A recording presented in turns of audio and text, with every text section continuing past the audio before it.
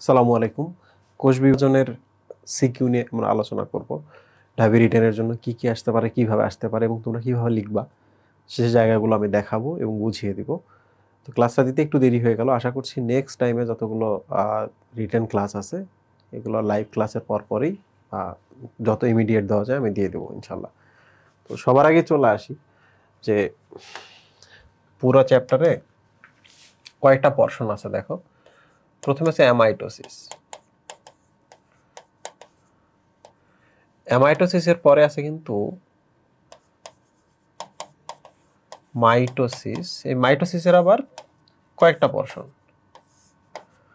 Cell cycle, বিশেষ করে interphase যেটা আর কি, কোষচক্র। তারপর হচ্ছে মাইটোসিস, কোষ বিভাজন, যে প্রোফেজ থেকে টেলোফেজ পর্যন্ত, সেটা হলো বিভাজন প্রক্রিয়া। আর একটা হচ্ছে অনিয়ন্ত্রিত বিভাজন।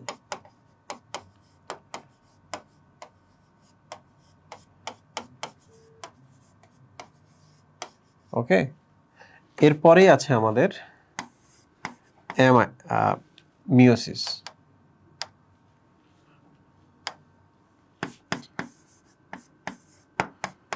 মিওসিস দেখো কোথা থেকে কোন কোশ্চেনগুলো কিভাবে আসতে পারে। প্রথমে আমরা চলে আসি অ্যামাইটোসিস থেকে। প্রথমে আমাদের টার্গেট হচ্ছে অ্যামাইটোসিস।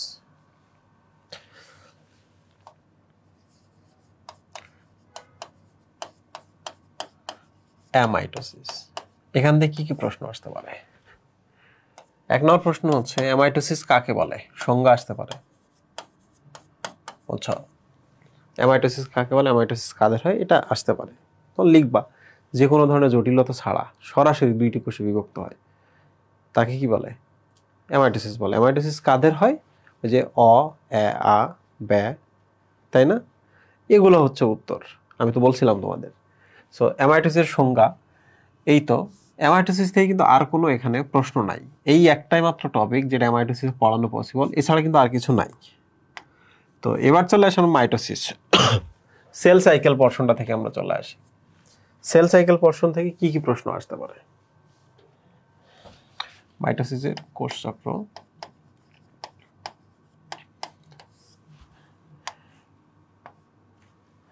এক নম্বর যেটা, সেটা হলো কোষ চক্র কি, সংজ্ঞা আসতে পারে।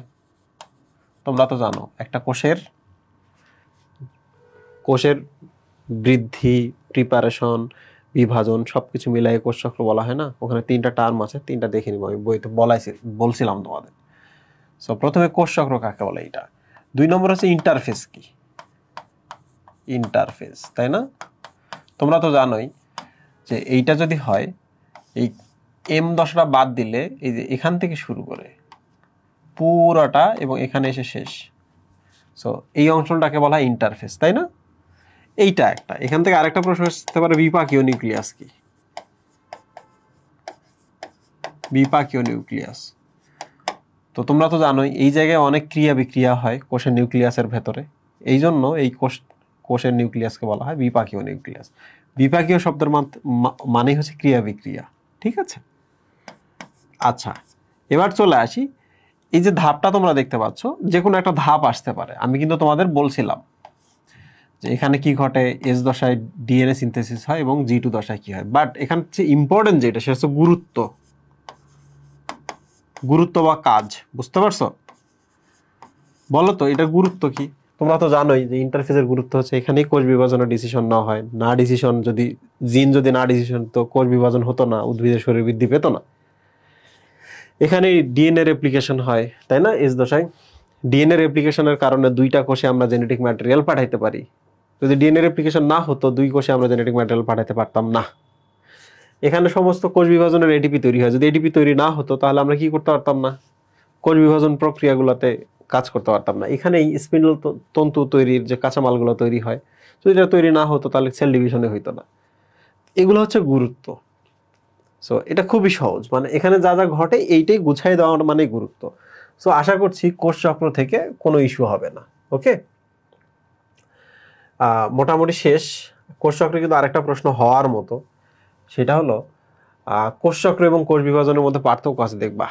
ইন্টারফেজ এবং হচ্ছে মানে এইটার সাথে এম দশার একটা পার্থক্য আছে, তোমরা দেখবা। ঠিক আছে, কোনটাতে বিস্তার কোনটাতে বৃদ্ধি ঘটে এই জিনিসগুলো ওখানে বলা আছে। ওটা একটা গুরুত্বপূর্ণ প্রশ্ন হইতে পারে ওখান থেকে। এখন বিভাজন প্রক্রিয়ায় চলে আসি। বিভাজন প্রক্রিয়া কিভাবে আসতে পারে এটা আন্দাজ করা যাচ্ছে। মাইটোসিস কোষ বিভাজন,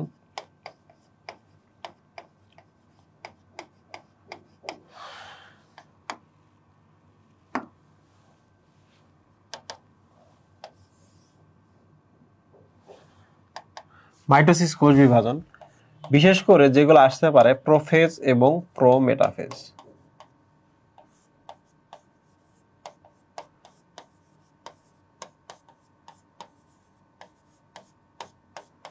ওকে, এই দুটো খুবই ইম্পর্টেন্ট। বাকি যেগুলো আছে মেটাফেজ, অ্যানাফেজ,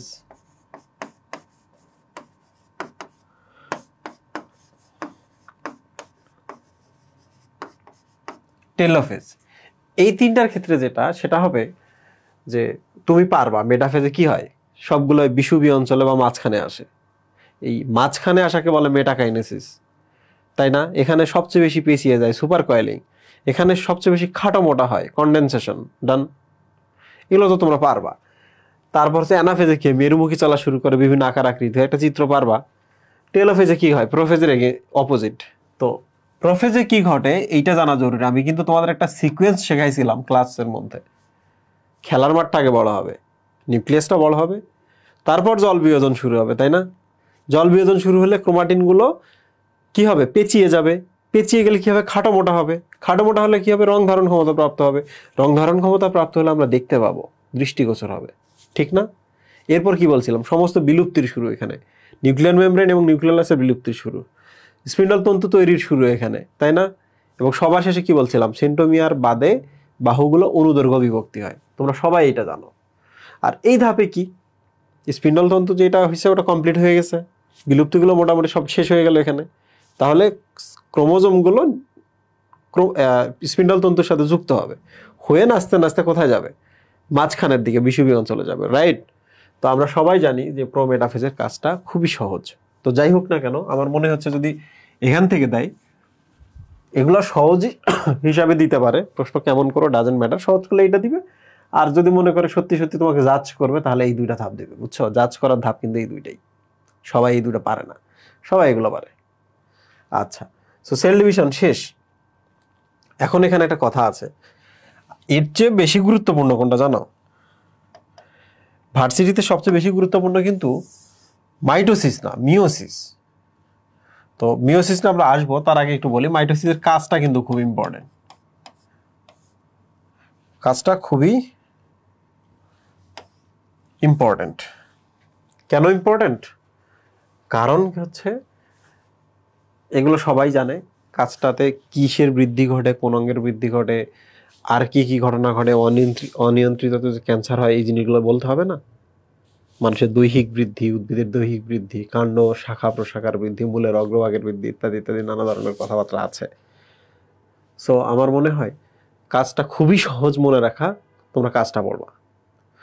দেখছো, আলটিমেটলি কোশ্চেন করলে সব জায়গায় করতে পারবে, কিন্তু কোশ্চেন ছোট ছোট হবে, খুব সহজ। প্রফেস আসলে প্রফেস, আর তো নাই কোশ্চেন। তো গতবার প্রশ্ন হয়নি, আমি যতটুকু রিকল করতে পারতেছি গতবার প্রশ্ন হয়নি এখান থেকে, বুঝছো? প্রাণীর বিভিন্নতা শ্রেণীবিন্যাস থেকে রেগুলার প্রশ্ন হয়, তো গতবার এখান থেকে প্রশ্ন হয়নি। তো এই দেখো, মানে এটা যে আসবেই ব্যাপারটা এমন না, বাট যদি আসে এগুলো যে কোনো একটা আসতে পারে, এইভাবে আসতে পারে। আচ্ছা, এবার অনিয়ন্ত্রিত কোষ বিভাজনে আমরা চলে আসি। অনিয়ন্ত্রিত কোষ বিভাজনে যদি প্রশ্ন হয় তাহলে কিভাবে হবে?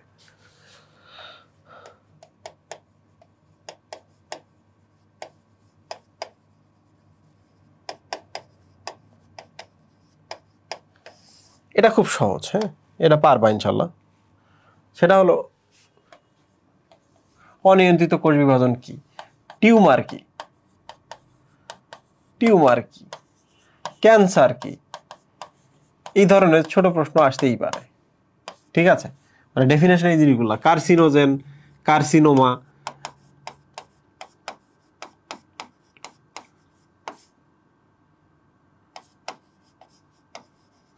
কার্সিনোমা কি, এই জিনিসগুলো আসতে পারে। বাট আমার ব্যক্তিগতভাবে মনে হয় যদি এখান থেকে আমি নিজে কোশ্চেন করতাম, তাহলে আমি যেটা করতাম সেটা হলো এই টার্মসের চেয়ে গুরুত্বপূর্ণ যেটা আমার কাছে মনে হয় সেটা হলো মাইটোটিক ইন্ডেক্স, বুঝছো? আমি যদি প্রশ্ন করতাম আমি এটা দিতাম, মাইটোটিক ইন্ডেক্স, এমআই।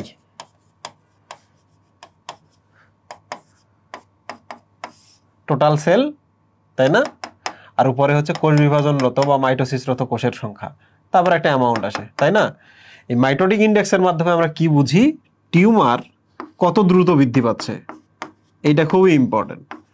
টিউমার কত দ্রুত বৃদ্ধি পাচ্ছে এটা বোঝা যায়। যারা ক্লাস করছো তারাই পারবা, যারা বই পড়ছো তারাই পারবা, যারা কিছু পড়ো নাই তাদের কাছে মনে হবে অনেক কিছু পড়াইতেছি, অনেক কঠিন জিনিস পড়াইতেছি। আর একটা হচ্ছে চিকিৎসা প্ল্যান। চিকিৎসক কি করতে পারে? চিকিৎসার প্ল্যান, কিভাবে চিকিৎসা হবে এটা নির্ধারণ করে। মাইটোটিক ইন্ডেক্স যদি খুব খারাপ হয়, মানে মান যদি খুব বেশি আসে, তার মানে ক্যান্সারের খুব খারাপ অবস্থা। তখন ডাক্তার কি করবে? ডাক্তার বলবে হচ্ছে জাস্ট ব্যথা হচ্ছে, এই ধরনের ওষুধ দিয়ে কোনোভাবে বাঁচিয়ে রাখো। কিন্তু মাইটোটিক ইন্ডেক্সের মান যদি খুব কম হয়, তার মানে ভালো, তখন ডাক্তার বললো আচ্ছা রেডিওথেরাপি, কেমোথেরাপি ইত্যাদি ইত্যাদি ট্রাই করতে পারেন, সম্ভাবনা আছে। সো মাইটোটিক ইন্ডেক্সটা খুবই গুরুত্বপূর্ণ। মনে রাখবা কোষ বিভাজন থেকে একটা প্রশ্ন আসছিল, বুঝছো? তোমাদের এই প্রশ্নটা আমি আজকে দেখাবো। সেটা হলো একটি কোষ হতে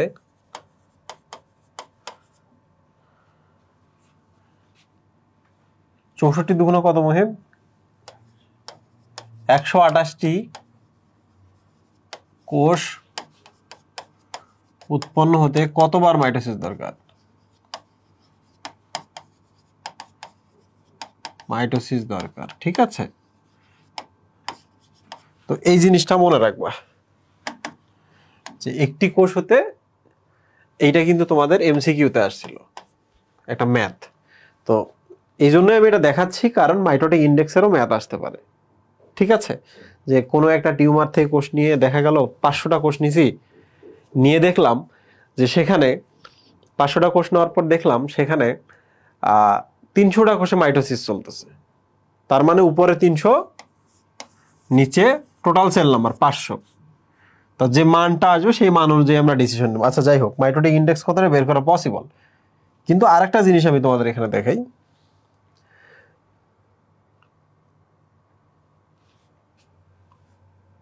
যদি কখনো এমন আসে, একটু বলো তো মাইটোটিক ইন্ডেক্স তোমরা যারা দেখছো উপরে কি থাকে বলো তো? কোষ বিভাজন কতগুলোতে হচ্ছে, আর নিচে হচ্ছে টোটাল কোষ নাম্বার। মানে একটা টিউমার থেকে আমি কতগুলো কোষ নিয়ে আসলাম, সেই কোষগুলো নিচে বসাবো টোটাল নাম্বার, আর ওই কোষগুলোর মধ্যে কয়টা মাইটোসিস চলতেছে সেটা আমরা উপরে বসাবো। এইভাবেই তো হয়, তাই না? আচ্ছা যদি এমন হয় যে প্রোফেজ চলতেছে 11টাতে, মেটাফেজ চলতেছে 2টাতে, অ্যানাফেজ চলতেছে 14টাতে, আর টেলোফেজ চলতেছে 2টাতে, টোটাল আমরা কোষ নিয়েছিলাম টিউমার থেকে কত? 100। তাহলে তোমরা আমাকে বলো তো উপরেগুলো কি সব যোগ হবে না? প্রোফেজ, মেটাফেজ, অ্যানাফেজ, টেলোফেজ চলতেছে সবগুলোতে, আলটিমেটলি কি সবগুলোতে মাইটোসিসই তো চলতেছে। তাহলে উপরে মাইটোসিসরত কোষের সংখ্যা আর নিচে হচ্ছে টোটাল কোষের সংখ্যা। টোটাল কোষের সংখ্যা বসাইছি, উপরে মাইটোসিসরত কোষের সংখ্যা বসাইছি। তাহলে যদি কখনো এইভাবে যে এগুলা সেপারেট করে তোমাদের দিয়ে দেয় পরীক্ষার হলের মধ্যে, তোমরা যেন এই ম্যাথটা পারো। আমি আরেকবার বলি, যদি বলে যে 100টি কোষ, মানে একটি টিউমার থেকে 100টি কোষ নেওয়া হয়েছে, যার মধ্যে আচ্ছা একটু বলি 2 2 4 18 19 29, একটি টিউমার থেকে 100টি কোষ নেওয়া হয়েছে যার 29টিতে মাইটোসিস চলছে। তাহলে উপরে আমরা 29 লিখবো না মাইটোসিস রত, নিচে 100 লিখবো না? লিখবো। যদি বলে একটি টিউমার থেকে কোষ নেওয়ার পর দেখা গেল প্রোফেজ এতগুলা, অ্যানাফেজ এতগুলা, টেলোফেজ এতগুলা, আলটিমেটলি কি ওই 29টাই তো, ঠিক কি না? তাহলে উপরে আমরা এইভাবে লিখবো, দেন আমরা হচ্ছে এইভাবে লিখবো, তারপর মান বের করবো, সিম্পল। আচ্ছা এবার চলে আসি আমরা, এইটা আমাদের শেষ অনিয়ন্ত্রিত কোষ বিভাজন। বাট এইটা আমি সবচেয়ে বেশি গুরুত্ব রাখবো। আরেকটা গুরুত্ব রাখবো, সেটা হলো আমি একটু বলে দিচ্ছি, অ্যাপোপ্টোসিস ও নেক্রোসিস।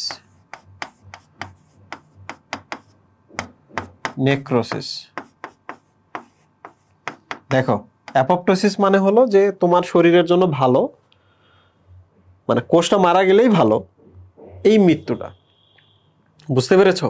তাহলে জেনেটিক্যালি নিয়ন্ত্রিত মৃত্যু বা প্রোগ্রাম সেল ডেথ বা কোষের পূর্ব নির্ধারিত মৃত্যু, অনেকগুলো ব্যাপার আছে, অনেকগুলো নামে ডাকা হয়, দ্যাট ইজ কল্ড অ্যাপোপ্টোসিস। আর নেক্রোসিস শব্দের অর্থ হলো কোষের মৃত্যু হবে কিন্তু এটা অ্যাক্সিডেন্টাল মৃত্যু হবে, দুর্ঘটনাজনিত মৃত্যু হবে। বুঝতে পেরেছো? তো অ্যাপোপ্টোসিস, নেক্রোসিস তোমরা যেটা করো, অ্যাপোপ্টোসিসের হচ্ছে উদাহরণগুলো জানবা, যে আমাদের পরিপাক নালীর যে অন্ত্রের যে এপিথেলিয়াম আবরণী কোষগুলো রেগুলার পড়ে যায়, ত্বকের কোষগুলো ঝরে যায়, ভ্রূণে আমাদের আঙ্গুলের মাঝখানে পাতলা পর্দা থাকে হাঁসের পায়ের মতো, তো এগুলো ক্ষয়ে গেছে, তো এই কোষগুলো মারা গেছে, এটা তো ভালো মৃত্যু, এই জন্য আমাদের আঙ্গুলগুলো তো আলাদা হয়েছে না? সো এই ধরনের মানে যারা কনসেপ্টগুলো আগে ভালো করে পড়াশোনা করছো তাদের ক্ষেত্রে লাস্ট আমার যারা ক্লাস করছো আশা করছি তাদেরই প্রবলেম হবে না।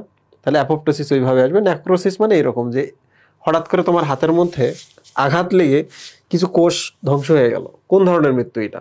অ্যাপোপ্টোসিস না নেক্রোসিস? নেক্রোসিস। অ্যাক্সিডেন্টাল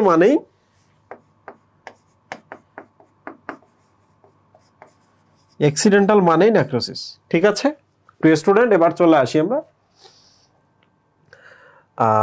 মিওসিসে। আমাদের লাস্ট ছিল মিওসিস, এই অঙ্কটা আমি সবার শেষে দেখাবো। আমি একটু মিওসিসটা দেখাই। মিওসিস কোষ বিভাজন কাকে বলে এগুলো তোমরা পারবা। প্রোফেজ একটা দেখো, তোমাদের কি মনে আছে? মিওসিস দুই ধরনের, মিওসিস এক এবং মিওসিস দুই। তাহলে আমরা মিওসিস এক দেখছি, মিওসিস একের কি দেখতেছি? প্রোফেজ এক, এটা দেখতেছি, তাই না? প্রোফেজ একের মনে আছে leptotene, zygotene, pachytene, diplotene, diakinesis.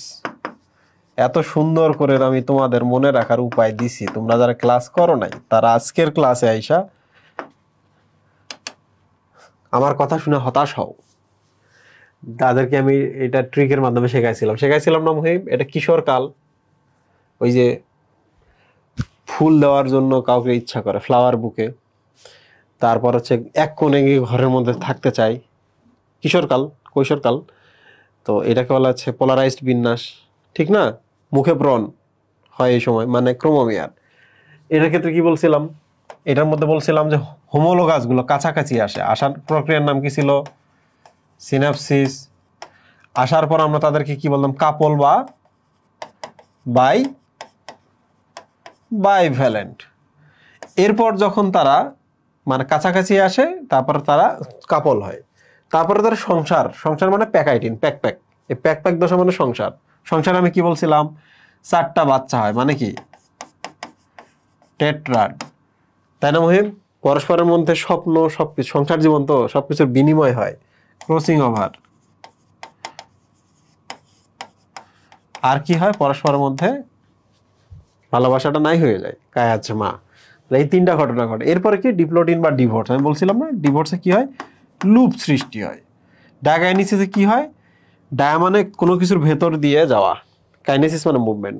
তো এখানে ক্রোমোজোমগুলো, হোমোলোগাস ক্রোমোজোম জোড়গুলো নিউক্লিয়ার মেমব্রেন ভেদ করে একবার সাইটোপ্লাজমে চলে আসে, মানে মেমব্রেন সব ভেঙে যায়। তো প্রিয় স্টুডেন্ট, তোমার এখান থেকে প্রশ্ন আসবে এই যে পোলারাইজড বিন্যাস,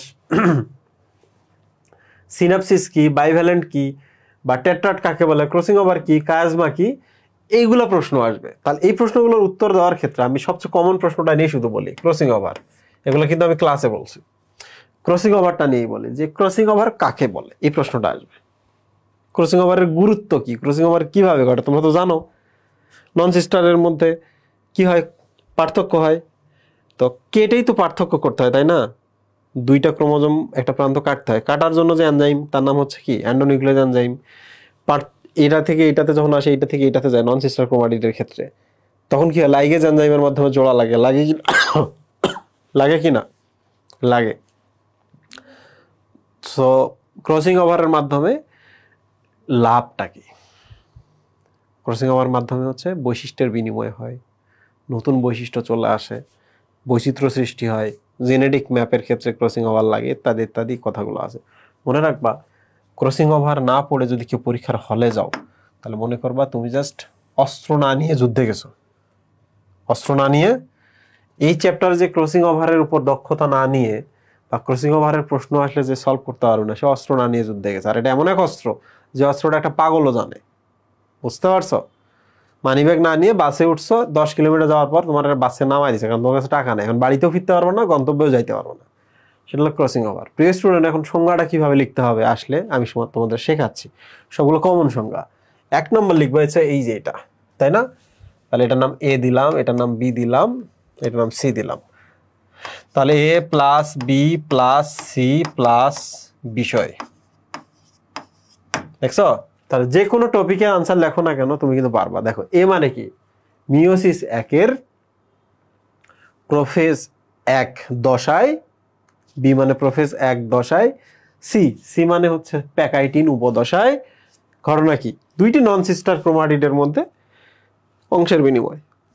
ঠিক আছে? যদি এমন আসে বাইভ্যালেন্ট কি, বাই মানে হচ্ছে দুইটা হোমোলোগাস ক্রোমোজোম আর কি, তাহলে আমরা বলতে পারি, আবার দেখো এবার এটা, হ্যাঁ, সি এর জায়গায় এটা বসবে, সি এর জায়গায় এটা বসবে। মিওসিস 1-এর প্রোফেজ 1 দশায়, তা জাইগোটিন উপদশায় দুইটি হোমোলোগাস ক্রোমোজোম, এই যে এটা বাইভ্যালেন্ট, মানে বিষয়টা এখন বলতেছি, দুইটি হোমোলোগাস ক্রোমোজোম পাশাপাশি যুক্ত হলে ক্রোমোজোম দুইটাকে একসাথে বাইভ্যালেন্ট বলে। ঠিক আছে? আচ্ছা আমি এটার কথা বলি, সিনাপসিস কি? দেখো ওসিস মানে হলো প্রক্রিয়া, তাই না? অসিস মানে প্রক্রিয়া, সিন মানে কি? টুগেদার, একসাথে হওয়া। তাহলে দেখো তো পারো কিনা এবার। মিওসিস 1 এ প্রোফেজ দশায়, জাইগোটিন উপদশায়, তাহলে এবিসি শেষ। এবার বিষয়টা কি বিষয়? দুইটি হোমোলোগাস ক্রোমোজোমের জোড় বাঁধার প্রক্রিয়া, টুগেদার হওয়ার প্রক্রিয়া। তাহলে বিষয়টা ডান। তাহলে তোমরা আমাকে বলো তো, যদি এখান থেকে কোনো প্রশ্ন আসে ছোট, পারবা কিনা? পারবা, যে কোনো প্রশ্ন পারবা। আর ক্রসিং ওভারের গুরুত্বটা খুব ইম্পর্টেন্ট, তাইলেই তোমার এই চ্যাপ্টারে পড়া শেষ। মাত্র 30 মিনিটের মধ্যে এই চ্যাপ্টারটা যে কোনো স্টুডেন্ট খুব ভালো করে কভার করতে পারবে, রিটেনের প্রিপারেশন নিতে পারবে, আর রেসিডুয়াল নলেজ দিয়ে চ্যাপ্টার ইনশাল্লাহ পার হয়ে যাবে। তো তোমরা চিন্তা করবা না। এখন তোমাদের শুধু একটা ম্যাথ আছে, এই ম্যাথটা আমি করাই দিই। দেখো একটা কোষ হতে 128টা কোষ তৈরি। অনেকে ভাবে আচ্ছা 64 বার যদি মাইটোসিস হয় তাহলে মনে হয় 128টা কোষ উৎপন্ন হবে। ব্যাপারটা আসলে তা না, তোমাদের আমি একটু শেখাচ্ছি। দেখো একটা কোষ থেকে যখন আমরা 2টা কোষ উৎপন্ন করি, এই কোষটা কিন্তু আর থাকে না, ওইটাই ভাঙিয়ে 2টা হয়েছে, হয়েছে কিনা মহিম? তাহলে একবার কোষ বিভাজন করলে আমরা কয়টা কোষ পাই? চিন্তা করে দেখো, একবার মাইটোসিস হলে কয়টা কোষ পাই? 2টি পাই। তাহলে আবার বলো তো, একটা কোষ থেকে বলছে না, তাহলে এই কোষটা থেকে 2টা হলো। দেখো ভালো করে, এখান থেকে যদি আমরা কোষ বিভাজন করি 2টা পাইলাম না, এই কোষটা আছে পাইসা? এখান থেকে যদি আমরা কোষ বিভাজন করি 2টা পাইলাম না, এই কোষটা আছে পাইসা? তাহলে তোমরা আবার বলো তো, 4টা যখন আমরা কোষ পাইলাম, এই যে 4টা, তখন বলো তো কয়বার কোষ বিভাজন হয়েছে? এখান থেকে একবার হয়ে এইটার এইটা হয়েছে। তাহলে এখানে মাইটোসিস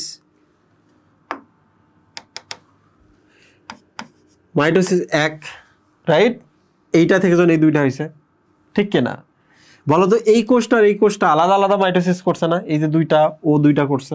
তাহলে বলো তো এইটা থেকে যখন 2টা হয়েছে, মাইটোসিস 2 না? এইটা থেকে যখন এই 2টা হয়েছে, এখানে একটা মাইটোসিস হয়েছে না? মাইটোসিস 3 না?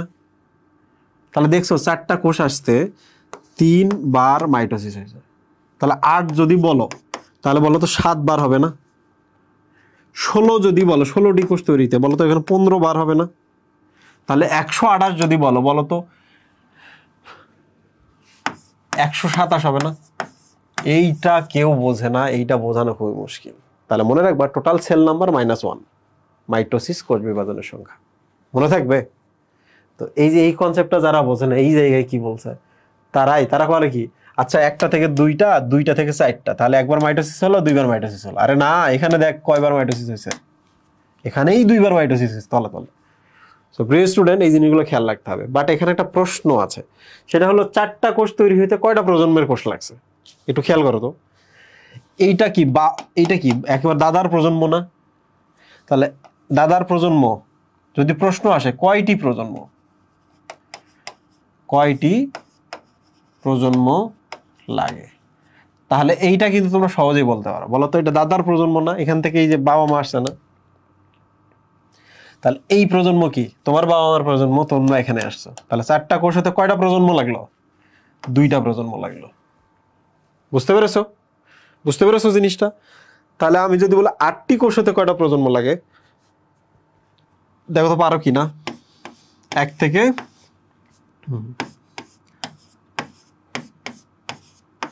4, এখান থেকে